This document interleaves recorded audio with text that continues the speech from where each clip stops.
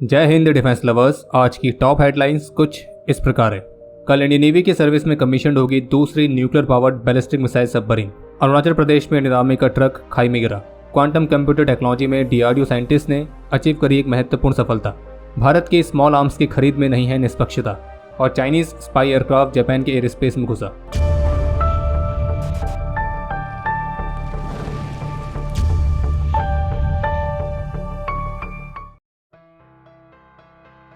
Latest media reports के मुताबिक कल 29 अगस्त को टॉप ऑफिसर्स की मौजूदगी में अरिहंत क्लास की दूसरी nuclear powered ballistic missile submarine INS Arihant Indian navy की सर्विस में औपचारिक रूप से कमीशन की जा सकती है।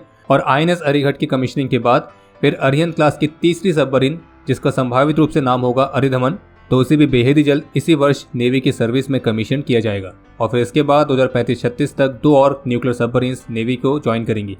और इन न्यूक्लियर सबमरीन से इस्तेमाल करने के लिए नेवी ने ऑलरेडी लॉन्ग रेंज की न्यूक्लियर मिसाइल्स को विकसित करके उन्हें टेस्ट भी किया हुआ है। इसके अलावा अरुणाचल प्रदेश से एक बेहद ही दुखद खबर सामने आई है, जहां कल मंगलवार को आर्मी के एक ट्रक के साथ दुर्घटना हुई थी, जो कि रोड से स्किड हो गया था और खाई में जाके गिरा था। और इस दुर्घटना में आर्मी के 3 वीरों ने अपना सर्वोच्च बलिदान दिया है। और उनके नाम है हवलदार नखत सिंह, नायक मुकेश कुमार और ग्रेनेडियर आशीष। और जबकि इस दुर्घटना में हमारे कुछ अन्य जवान घायल भी हुए। और जिस आर्मी ट्रक के साथ ये दुर्घटना हुई है, तो ये उस कॉन्वॉय का हिस्सा था जो कि इंडियन आर्मी के पर्सनल को ट्रांसपोर्ट कर रहा था। और यह दुर्घटना कल सुबह 6 बजे हुई है।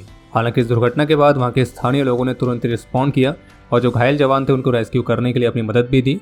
और हमारे जिन 3 वीरों ने अपना सर्वोच्च बलिदान दिया है, तो उनके पार्थिव शरीर को रिकवर करने में भी मदद की गई। हम ईश्वर से प्रार्थना करते हैं कि हमारे इन तीनों वीरों की आत्मा को शांति मिले और जो वीर घायल हैं तो वे जल्द से जल्द स्वस्थ हो जाएं। क्वांटम टेक्नोलॉजीज के लिए डीआरडीओ की यंग साइंटिस्ट लेबोरेटरी के साइंटिस्ट और मुंबई में स्थित Tata institute of fundamental research, तो इन्होंने संयुक्त रूप से मिलकर एक मेजर डेवलपमेंट को अचीव किया है। और जिसमें इन्होंने सुपर कंडक्टिंग सर्किट टेक्नोलॉजी पर आधारित 6 क्यूबिट क्वांटम प्रोसेसर की एंड टू एंड टेस्टिंग को कंप्लीट कर लिया है। और एपेक्स कमेटी के सामने इसका डेमोन्स्ट्रेशन कंडक्ट किया गया था। और इस प्रोजेक्ट में Tata institute of fundamental research, DRDO young scientist laboratory और टाटा कंसल्टेंसी सर्विसेज यानी कि टीसीएस, तो ये तीनों संयुक्त रूप से शामिल थी और ये एक 3-वे कोलैबोरेशन था। और इस प्रोजेक्ट को एग्जीक्यूट किया गया था Tata institute of fundamental research के कैंपस में। बाकी क्वांटम कंप्यूटर के क्षेत्र में ये एक महत्वपूर्ण उपलब्धि है। बाकी इसके अलावा एक अपडेट यह है कि वाइस एडमिरल राजेश धनकर ने इंडियन नेवी के प्रोजेक्ट सी बर्ड के नए डीजी का कार्यभार संभाला है। और वाइस एडमिरल राजेश धनकर अपने मिलिट्री करियर के दौरान कई सारी महत्वपूर्ण कमांड, कई महत्वपूर्ण पोस्ट को लीड कर चुके हैं और नेवी की कई महत्वपूर्ण परियोजनाओं को भी हिस्सा रहे हैं। तो जैसा कि अभी हाल ही में यूएस फर्म सिक्सॉर ने कंफर्म किया था कि उन्हें भारतीय रक्षा मंत्रालय से इंडियन आर्मी के लिए एडिशनल 73,6716 राइफल्स को सप्लाई करने का कॉन्ट्रैक्ट रिसीव हुआ है। और जिसकी डिलीवरी कंप्लीट होने के बाद फिर इंडियन आर्मी की सर्विस में लगभग 1,45,400 राइफल्स हो जाएंगी, जो कि मुख्य रूप से आर्मी के फ्रंट लाइन सोल्जर्स को ही दी गई है। लेकिन सिक्सॉर के इस ऑफिशियल स्टेटमेंट के सामने आने के बाद भारत की डिफेंस कम्युनिटी में एक टॉपिक काफी चर्चा का विषय बन गया कि भारत की अपनी खुद की स्वदेशी राइफल्स को चुनने के बजाय अभी भी यूएस से ही आर्मी के लिए राइफल्स को इंपोर्ट किया जा रहा है। और इसी डिबेट के बीच भारत की अपनी स्मॉल आर्म्स कंपनी, जिसका नाम है SSS डिफेंस, जिसने purely made in India rifles already बनाई हैं जो कि इंडियन आर्म फोर्सेस की रिक्वायरमेंट को पूरा कर सकती हैं। तो इस कंपनी के सीईओ ने इस डिबेट पर अपना एक ओपिनियन शेयर किया और इस ओपिनियन के साथ उन्होंने चैलेंज किया है कि अब हर एक कैलिबर में SSS डिफेंस द्वारा बनाए गए स्वदेशी हथियारों को ग्लोबल बेंचमार्क के खिलाफ रख सकते हैं और टेस्ट कर सकते हैं। और जो उसका रिजल्ट आएगा उससे आप ओपनली सबके सामने रखें। यानी कि उनके कहने का तात्पर्य यही है कि स्वदेशी मैन्युफैक्चरर से खरीदने की भारत में जो प्रक्रिया है, तो वो प्रक्रिया निष्पक्ष रहे तो ही अच्छा है।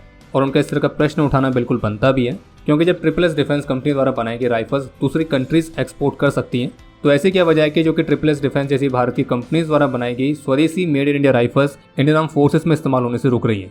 और भारत की कंपनीज भी एक वर्ल्ड क्लास वेपन बना सकती हैं और इसका प्रूफ वे कई बार दे चुके हैं। और अगर स्मॉल आर्म्स की बात की जाए तो आप लेटेस्ट ASMI सब मशीन गन वाला एग्जाम्पल ले सकते हैं, जब भारत के स्वदेशी गन ने अपनी क्लास में दुनिया भर के प्रसिद्ध स्मॉल आर्म्स मैन्युफैक्चरर्स को बीट करके कॉन्ट्रैक्ट जीता है। भारत और यूरोपियन यूनियन ने रिसर्च एंड इनोवेशन को सपोर्ट करने और आपसी कॉपरेशन को बढ़ाने के लिए संयुक्त रूप से मिलकर एक नए फंडिंग इनिशिएटिव को लॉन्च किया है, जो कि भारत के इंस्टीट्यूट्स को यूरोपियन और इंटरनेशनल पार्टनर्स के साथ एक जॉइंट रिसर्च में शामिल होने की अनुमति देता है।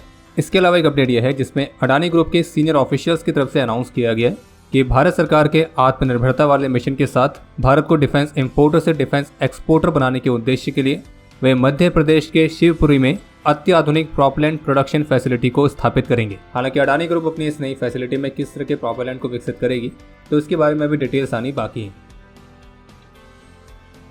जापान और चीन में बढ़ रहे तनाव के बीच जापान के रक्षा मंत्रालय की तरफ से बताया गया कि 26 अगस्त को चाइनीज आर्मी के एक स्पेशल मिशन एयरक्राफ्ट ने जापानीज एयर स्पेस का उल्लंघन किया था और जब से जापान ने एंटी एयर स्पेस इंक्रेशन मेजर्स को लागू किया है तो उसके बाद से चाइनीज एयरक्राफ्ट द्वारा जापानीज एयर स्पेस का उल्लंघन किए जाने वाली ये पहली घटना है। और जापान के रक्षा मंत्रालय के मुताबिक जो चाइनीज एयरक्राफ्ट था उसने ईस्टर्न चाइना की दिशा से जापान की तरफ उड़ान भरी थी और फिर इसकी जवाबी कार्रवाई में जापान ने भी अपने एयरक्राफ्ट को स्क्रैम्बल किया था।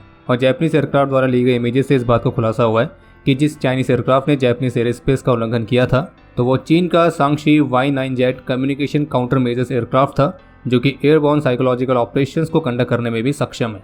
बाकी अब समय है आज के इतिहास का। आज के दिन 1993 में जम्मू कश्मीर में अपने अदम्य साहस और वीरता का परिचय देते हुए सूबेदार मनोहर लाल वीर गति को प्राप्त हुए थे और इन्हें मरणोपरांत सेना मेडल से सम्मानित किया गया। आज के दिन 1989 में ऑपरेशन पवन के दौरान हवलदार अजीत सिंह ने अपना सर्वोच्च बलिदान दिया था और इन्हें मरणोपरांत वीर चक्र से सम्मानित किया गया। आज के दिन 1999 में लांस नायक नंदलाल और मेजर समीर कतवाल ने भी अपना सर्वोच्च बलिदान दिया था। बाकी आपके लिए आज का प्रश्न है कि उग्रम असॉल्ट राइफल किस कंपनी द्वारा बनाई गई है। और अब समय है आज के टॉप 3 कमेंट्स का जो ये रहे आपकी स्क्रीन पर।